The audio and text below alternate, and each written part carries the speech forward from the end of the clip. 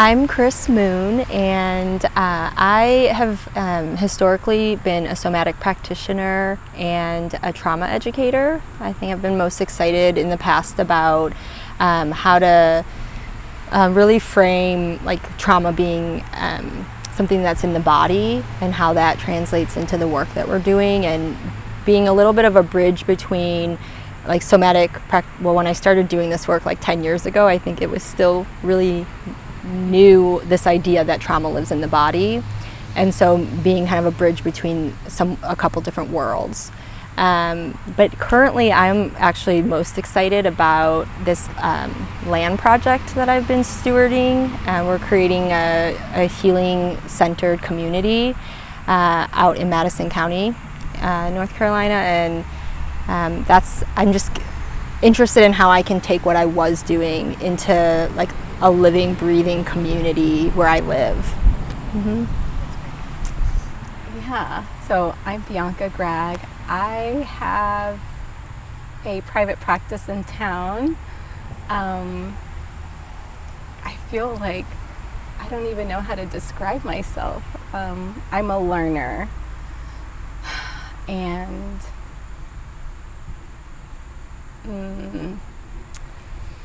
when I think about healing, I think about really being able to hold space for my own humanity and the humanity of others. And I just don't know how we do that in the world that we live in right now. But I feel really thankful for a lot of practice with people that I love and the people that love on me. My practice is part-time because I also have a lot of other roles that are very important to me, but I don't see it as separate. It feels like I can't separate my personal and professional life. It's all I was taught to compartmentalize professional and personal, and I actually see that as a detriment to me. So I've been trying to just explore what it means to have boundaries, but also let it flow a little bit more. I'm Diana Parra. I'm a therapist at a local agency. Lately I've been working pretty exclusively with Latinx adolescents in schools. For me, healing work is about getting to know ourselves and really be able to look at those unpleasant, dark parts of ourselves that we've denied or pushed away in order to maybe have a sense of belonging, to feel accepted and loved. But I feel it's also about recognizing our embeddedness in culture and how our relationship with culture and cultural norms really, the more aware we are about how we are embedded in culture, the more aware we are about how culture is impacting the way that we see ourselves, relate to people around us, to our environment. And so for me, it isn't just internal work. What I've been really excited to see, Diana, especially considering how we first met, so we first met in this Madison County. It was the beginning of the pandemic, and we were part of all this mom group or something on Marco Polo, and then the world woke up to all of a sudden after George Floyd, and all of these moms in this group were sort of we should do a book club. Let's what do y'all think about white fragility and all this stuff? And meanwhile, we didn't know each other. Women of color in that space, and we'd never met. And so I just popped up there, and I was shaky voice, talked nervously for so long, but ultimately just said like, I don't really think I can do this work with you all. Love y'all, bye, and just kind of like exited the group. And then that's where Deanna and I matched up. And I don't know if I reached out to you or you reached out to me. I reached out to you because I just wanted to kind of like acknowledge the bravery that took, and also to thank you for saying the thing that I didn't feel comfortable enough saying, because we were just talking about this kind of survival strategy of, I'm just gonna fit in. I'm just gonna pretend like I'm one of y'all. And it's like such like an experience from like being an immigrant and coming here and like being light-skinned enough to pass, you know, in some spaces, that I'm just gonna like be quiet and be in the background, and to have you just speak up and say like, this work is not for me. It wasn't even like you just left quietly. You said, this is not the work for me. I'm glad that y'all are doing this here. This wouldn't be safe for me. And I was like, can we be friends? Because I hadn't really had that modeled too much before. And it was funny because probably a few months earlier, during the pandemic, there was like, obviously everyone's having all kinds of crises internally as we're moving through this traumatic event. And for me, part of it was recognizing that most of my teachers in graduate school, as I was preparing myself to be a counselor, just assumed that everyone is white, that every one of the students is white. And when we would come to conversations about diversity and this concept of broaching, how do we talk about the cultural differences in the room, it was always assuming that the therapist is white and the client is of color. And I was like, that's not me. How do I have this conversation? And the recurring theme in so many of my classes was like, well, you're just going to have to do some outside reading, which was very kind of reminiscent of like the in-school experience of like the white history is the curriculum, and all these other forms of history are kind of electives, right? Inform yourself, take care of yourself. But I wasn't receiving the same education that my peers were. Not on the same level, and it was extremely frustrating, and so I felt alone in graduate school. And I talked about this with my therapist, and she was like, why don't you just reach out to therapists of color in the area and see like if you can, you know, create some connections. And I was like, that's insane. Okay. And I reached out to a few folks, and Bianca was one of the people that I reached out to, and she actually had some suggestions of like different groups to join and stuff. And so then when you kind of brought me into this other space, I was like, oh my goodness. Bianca and I kind of, I guess, were meant to connect. And that space, I can't thank you enough for bringing me into it, because for me, during that time of isolation and kind of like reckoning, being able to process my experience without having to explain it was transformative.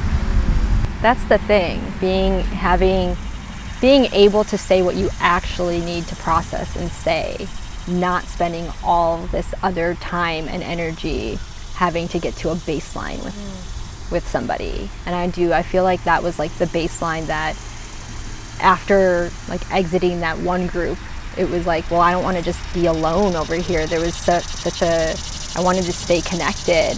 But then it was like this, my own awareness that I feel like I was also waking up to, was how much I needed to be with people who had somewhat shared experiences, especially during that time of so much racial trauma, that were specifically having that type of have had similar experiences to me around racial trauma. And so when we all came together, the three of us and Connie, I felt like it was really around wanting to be like wanting to process what we were going through. You know, no shade to Marco Polo. I actually love Marco Polo. I think it's like such a great app. I love that format. But it has been amazing to see like that, how that seeded the relationships in, like, I just feel like, I mean, that kind of speaks to another affinity space that came out of Katie at the founder of A Therapist Like Me, who I feel like there was something happening around, basically, let me back up, like they hosted like an AAPI pop-up clinic, and I remember going to it and being like, basically just like disclosing this like really acute traumatic event that I'd gone through up in Madison County, being targeted as an Asian person during the pandemic. It was like so messed up, but that wasn't even the hardest part of it. The hardest part was then interfacing with all of these people who I thought were like my community and my people, and then just realizing we're not even seeing the same thing here. So then going to that pop-up clinic, I just remember completely like just doing that thing where I just like, they ask you your name and then you give them like, I'm like, hi, my name's Kris. This is what I just went through, and just like dumped this whole experience. But it was on, you know, when everything was on Zoom, and there were like 10 or 11 of us on this, and I just saw like the nods, there was just no need to even like explain. They got it. They just got it, and I think that was such a pivotal point for me to realize like what I've been feeling is like a need that I deserve to have, like, is so valid. And because I think there's just so much like gaslighting that happens that you just don't even think that, like, I remember thinking, I guess I'm just being divisive, or you know, and like buying into those narratives. So having that experience did really just validate not just like my experience in that moment, but how much I needed to be seeking out affinity. I call them affinity friendships, because I don't think they're just like affinity spaces, but like and so I think that when it comes to being able to share so much of yourself without needing to, what is this, there's this saying of like not needing to say what's already understood. Yeah. And like the sense of, I can even feel it in my body, like the sense of like somatic relief that just like gives me, of like, oh my God, it's just I don't even have to say these things. So I don't even need to be named, which I think allows for like the vulnerability. Like you can go deep. At least that's been my experience, is like I've been able to go deep pretty quick when I'm around my people. And when I say my people, it's like my people, right? Like people that I share some kind of intersection of identity with, especially non-dominant identity, feels really right, like what you were talking about, like not having to convince. What I realized from like our group coming together was like, oh my gosh, I've spent so much of my life trying to convince people that the way I'm seeing something is like true for me. It might not be true for them, but it was true for me, and I spent so much energy. And then like with COVID, it became so clear with our group that we kind of like naturally were able to form. It was like, oh, it doesn't have to be that way. Like it can be a different experience. And I had like little flavors of it, like one-on-one, like interpersonal, but to have it like as a group where I could just come on or connect with y'all and just like share, and like no question, like 100% belief of like, and we got you, right? It wasn't even just like, man, that's hard to me, yeah, maybe. But like I felt like they get me, even if like the identity, right, like we have different identities, but I still felt like they see me, they get me, they believe me. I don't have to like convince them that what happened to me actually happened to me, right? And I think about that like with the people I get to work with too is like, man, they are paying me to like share their story. Like what a holy, like that's such a gift, first of all, when someone shares, that chooses to share a story with you, right? Like, and that they feel like they can trust me to hold that with them. I feel like I don't take that lightly, right? Because it's that story is not for everybody to hear, and it shouldn't be. Yeah, when you were talking about just the like needing to like convince, that feeling of like I need to convince someone that what I'm saying is actually true, I feel like the way that I relationally would experience that is like having, even within like therapeutic settings where people would be like doing all the right, like, oh, I'm validating you, I'm reflecting back to you what you're saying, and I just feel like my internal, like, I don't know if I can swear, but like it's not even that big, but I was like, this internal like bullshit meter was just like, I just remember feeling like I wouldn't actually get my needs met to be like heard or validated or understood, because even if it appeared on the outside like someone was doing, and they were feeling like I'm reflecting everything back, I'm hearing you, I would just be like, you don't actually understand what I'm talking about. Like, I just didn't trust, like, and that's, you know, I have my own, I think it's mistrust is a really big piece of this. Like, and so in order for a relationship to actually be therapeutic or healing, having to get to that place of really essentially a secure attachment, just like couldn't get, I think that's when I realized like I couldn't get there with folks, with white folks, essentially. Like, I just name it. Like, I couldn't get to the same place that I was experiencing, like when we came together or in these other spaces, that I was just like, oh my, that kind of rocked my world, you know, like, and like you were saying, Bianca, really allowed me to access like deeper, more like root healing. So, you know, this piece about like safety and trust with like a professional, it comes up so much in my work because of the population that I work with, right? And so a lot of the folks that I work with are low income, are on Medicaid, and their experiences receiving services mostly from agencies who are represented by like white people who are well-meaning but don't really understand or even take the time to connect sometimes, makes a lot of the folks that I work with very distrustful at first. There's walls, and they are absolutely rational walls to have. They provide safety. And so, to me, like, some of the most beautiful work happens when we are able to,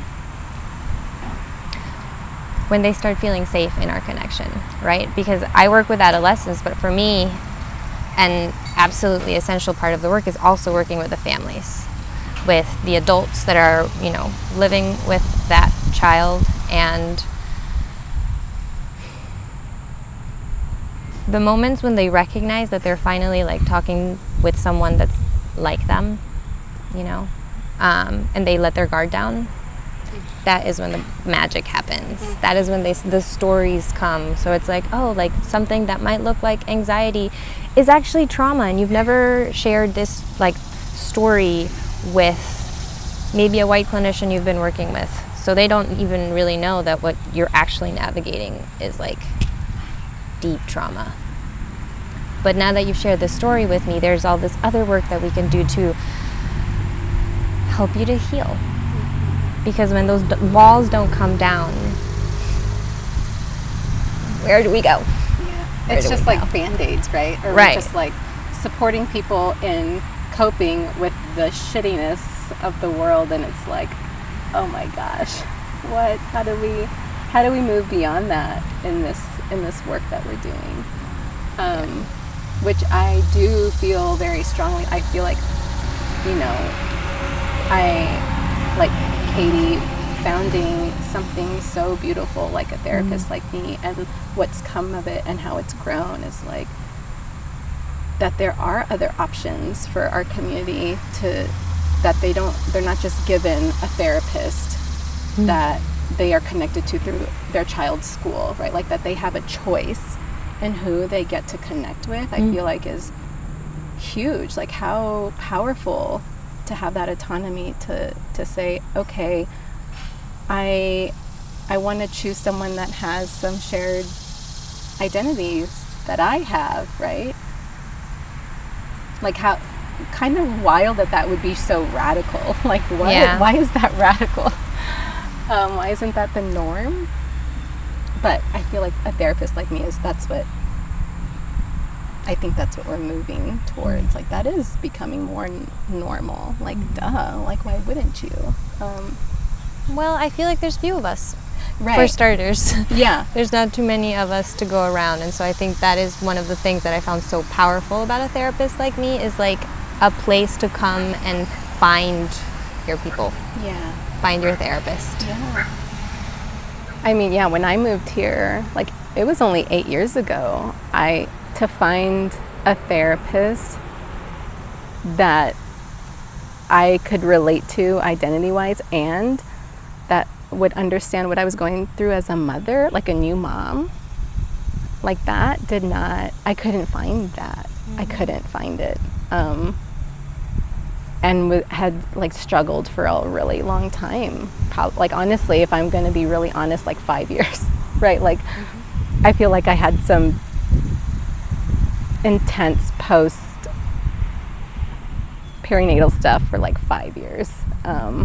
Until I connected with a non-therapist, but she was a woman of color and was a mom, but was a mom to an older kid, and she had like gone through it, and I was like, oh my God, what? Like, where have you been all my life, or at least the last 5 years? But that was huge to have that. And I think you're right. It's like, I think there's more of us like coming into these healing spaces and saying like, we're here for each other, for ourselves, for our people and community.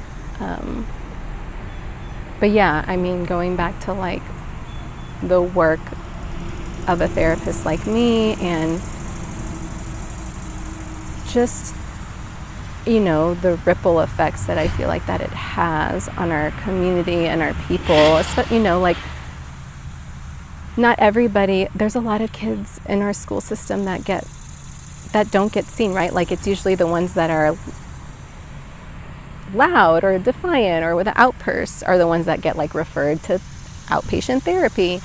And there's a lot of times it's the quiet ones, right? Or the ones that aren't saying anything that could often use a lot more of the support, or that also are worthy of the support. So it's just a matter of like, let's get word out that there are other options for our community through organizations like a therapist like me. I did want to revisit this, like, because I recently graduated, so it's very fresh on my mind, how few like therapists of color there are, compared to how many white therapists there are.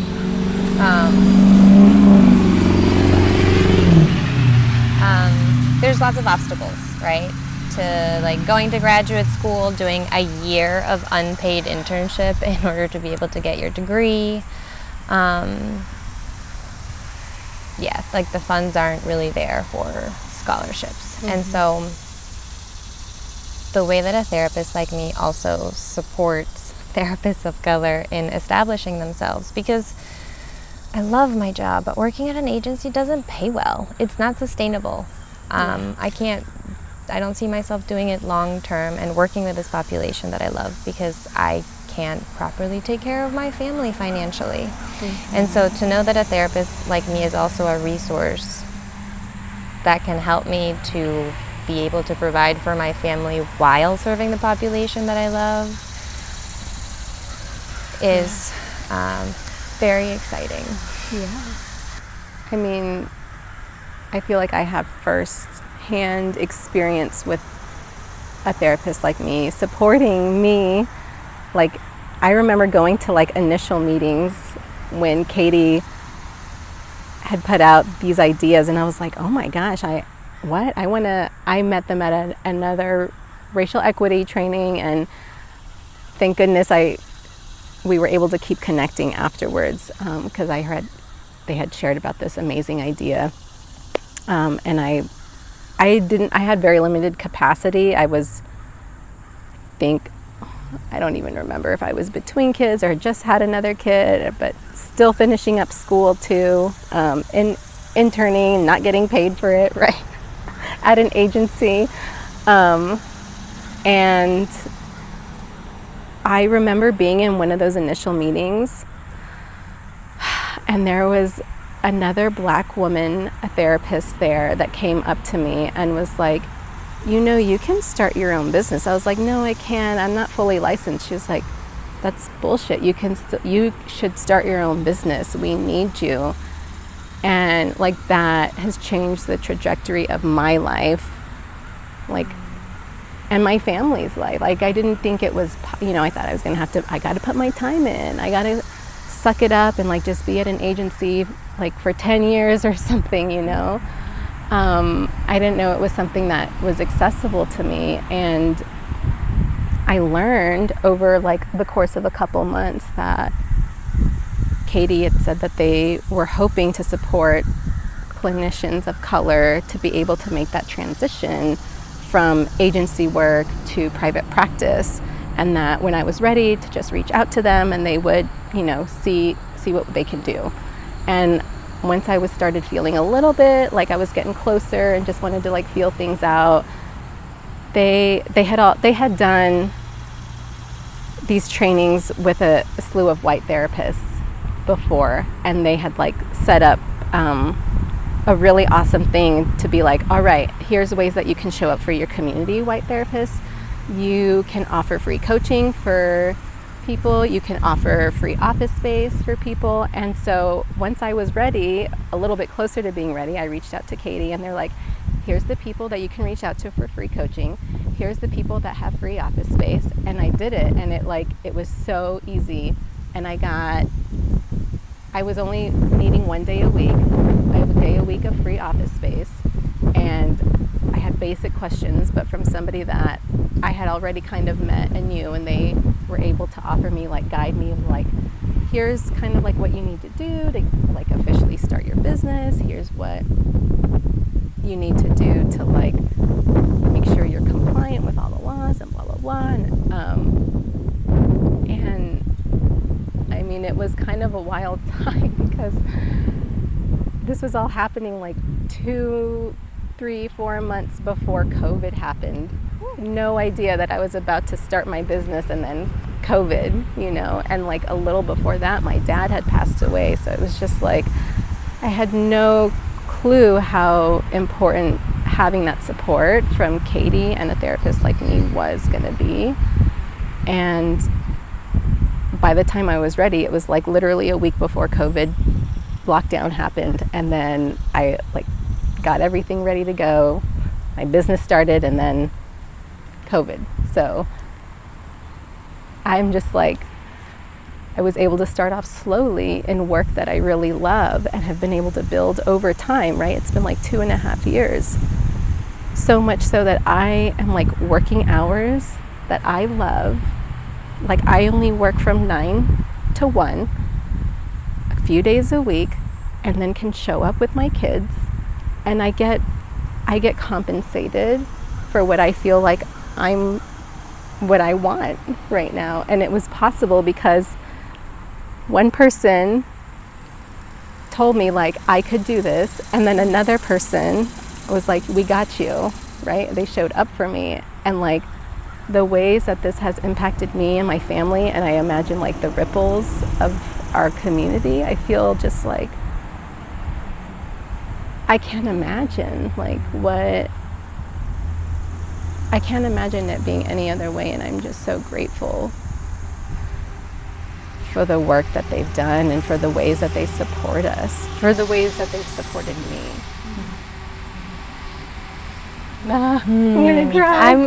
I love that for you, and I feel like I'm hearing like I don't know, I mean, just hearing the way that the efforts around a therapist like me, like, because there are, I mean, my understanding, there's a lot of different parts going into it. It's like I'm hearing the ways that they really supported you as a therapist of color, and then, I think about obviously like access to good therapy. I mean, I so oftentimes I have to catch myself because I'm like this.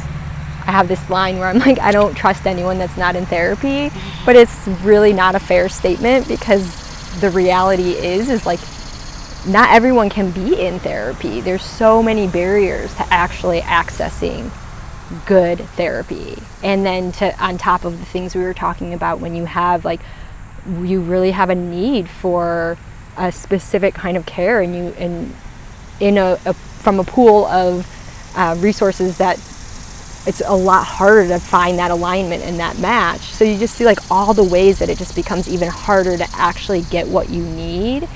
And I feel like I'm just hearing from that share too, or the ways that like I appreciate that the efforts are, I see it as like really trying to disrupt when I think about like supremacy culture, how individual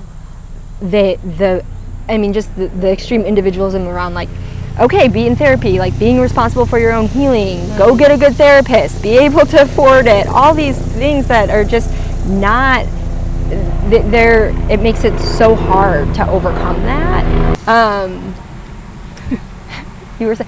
What you were saying earlier, Diana, around like, most of the time folks are coming to therapy at times of like overwhelming distress in their lives. So then to the expectation that you should just be able to like get just go to therapy, get what you need.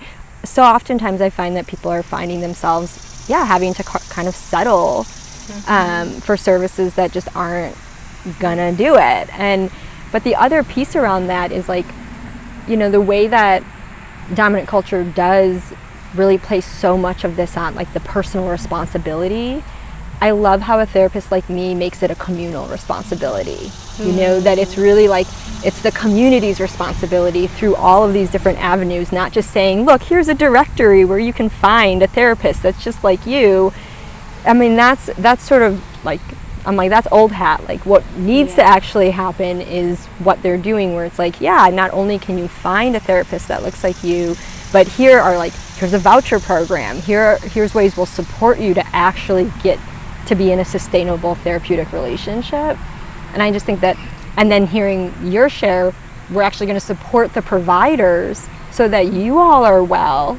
Yeah. And then you see how this becomes like a systems and a communal approach. And I think that that's another, piece that I just get really excited about as sort of an approach or in a way to start kind of shifting what becomes the standard when it comes to healing. So that like model of community care definitely disrupts like that white supremacist idea of we're atoms. That individualism, right? Like take care of yourself. Just do you. Yes, take care of yourself so that you can take care of your people too, right? Like don't stop there. And we like know the beauty of like free community events, but like if you're not supporting folks to be able to offer and give like that, then that's where I can see where again this sort of model that a therapist like me is taking, where they're really centering like as service providers we need to be taken care of, and then we can give. So I think about the way that then Katie was able to host this free space that was like deeply healing for folks just to pop into, and it wasn't one-on-one therapy, but that can become more and more of like the healing culture is here are many different access points into getting what you need. Like caring for one another, from coming at it from different ways, right? Like clients and therapists, right? Like with the vouchers, it's like how let's support our people in our community who are worthy. Like we are all worthy and deserving of that kind of support regardless of cost. Like it shouldn't cost it is what it is. It's like a barrier, and a therapist like me is trying to lessen that, is trying to like reduce that as the barrier with these vouchers. And also recognizing that like as clinicians of color, we deserve and are worthy to be compensated for our time and our expertise, and like being able to share our lived experience with our friends, with our kin, right, with one another. So like what you were saying, like that systems approach that they are taking of like, we got you, like let's support each other through this. And I feel really thankful that this organization is doing this work and is continuing. I mean, I don't know what it's looking like now for like new clinicians of color coming in, but I imagine that the support for them is still there, or has maybe shifted or pivoted a bit, but I imagine it's still there. I'll let you know when I check in to see. I've been actually wanting to nudge you, like, so when are you going to go to private practice? Because I feel like I'd be like, referral. Yeah, I feel, the imposter syndrome thing for me. Like, I just graduated last year, and I'm like, I need to do my time in agency work. You are doing your time. A part of it, though, is my clients, right? My exit strategy is centered around how do I offer my clients that I have right now enough that I can go my own way and maybe find something that's more sustainable for me long term without feeling like I've abandoned them, because so many of my clients like have been abandoned like repeatedly by all these systems that are there, supposedly to support them and, take care of them in some ways, and they haven't. And so that's my thing. I'm like now so invested, but it is not sustainable. So I'll let you know when I feel like it's time and I am ready for the support to enter the world of private practice. I would love to, if you would have me, I would love to support, because I think you would bring so much. You already do, and then I know when you're feeling even more supported, it'll be magical. And like a part of it, and I think I've had this conversation with you, is like I want to keep working with the population that I'm working with, and they can't afford a therapist in private practice. Right. That's really the bottom line. Totally. And like the way that I work with my clients is, yes, individual therapy is absolutely like the foundation of it, but if there's not also family therapy to support the wider environment that they are living in, there's very little I can do. Right. It could look like charging the higher rate, your full rate, for a couple that can like easily take care of like being able for you to still be connected to your people, like the people that you're like I can't afford that rate. Yes. And supplement with the vouchers or a therapist like me. There's a lot of moving pieces. So but knowing that I don't have to figure it all out on my own is, I mean, I feel giddy just thinking about that. I'm not alone. No, you're not alone. In all kinds of ways I'm not alone, but like knowing that as a therapist of color there's a space, a group of people that have been like devoted to both like clinicians and clients having a space of safety, of feeling seen, of feeling valued, and having our needs met. That's pretty cool. It's so sexy. It's so sexy. I love it. For me, so like working with clients who struggle with eating disorders has been such like a window into how white supremacy causes like really serious harm within the therapy room, because so much of like as soon as we assume that an eating disorder is kind of like an internal thing that needs to be fixed, and we decontextualize it and forget that people are embedded in culture, and that our ideas about what good bodies are and what bad bodies are come from white supremacy and are every single day, moment to moment, influencing the way that we see ourselves, relate to ourselves.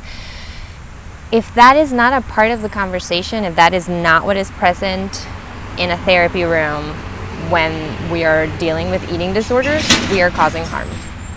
And that is a bottom line for me. And so, you know, when that was like the topic that was offered, I was just like, this is what makes my blood boil. How much harm are we causing by telling someone that they're the problem and something internally is happening that needs to be addressed, when we're not looking at how the culture is feeding it. How much the context is just overlooked, or it's not. I feel like that's just such a, I've seen in kind of non-traditional like healing spaces. So I'm coming from a little bit more of not a therapist. Some of the spaces that are, and many times I think people like tend towards them because they're a little bit more accessible as like a healing service or space.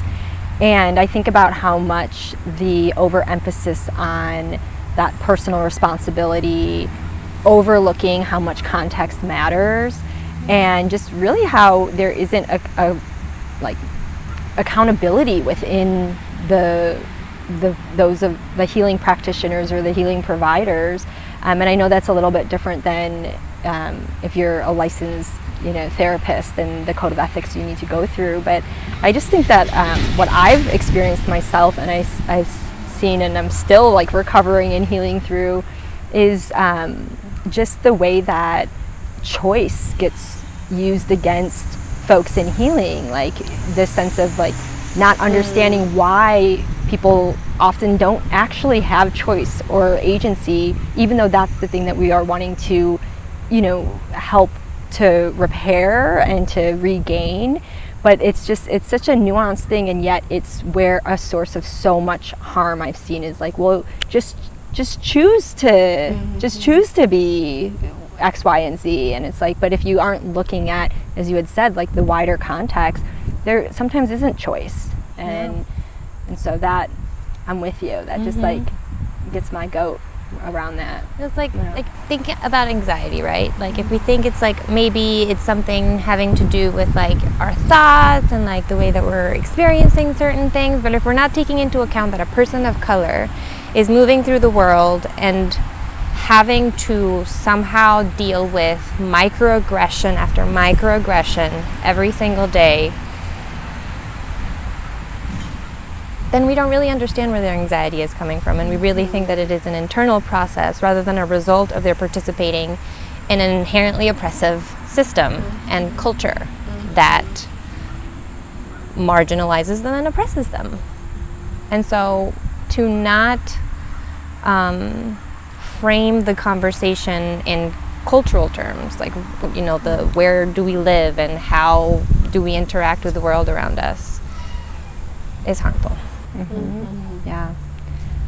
Right. Is it like, I think I saw something recently, is it where it said like, is it depression or is it late stage capitalism living in a police state, you know, like, who knows? Yeah, absolutely. Well, and the whole capitalism thread, gosh, I'm like, are we done? Or how much time do we have here? But like, Let's go down that road. Well, I think that that's the other piece, that when we place the responsibility to like financially sustain oneself through this work, which I draw a lot from like indigenous cultures and ways of healing that are not necessarily like, I think that when I think of healing practices like yoga or things like that, that they're really taken out of context. It's like the healers of that time were being supported by their community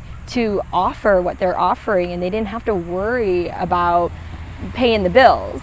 And so if you start to fuse healing services with capitalism, what I've seen is then you start to get into this space of where like now humans are like, people are like problems to be fixed, or like watering down healing, and just because you have to, you gotta make money and you gotta like sell your healing 6-week online program thing or whatever whatever that thing is. And I don't say it like, I mean, I recognize I'm being pretty judgmental. I mean, I'm saying that having come out of that world and being trained as a somatic healing practitioner with like the business module being part of it, and being told how you need to sell yourself. And I think that's, again, putting where if we start to take more of this communal approach that like a therapist like me is trying to get us to start wrapping around, like we are all responsible for all of our well-being. So what does that actually look like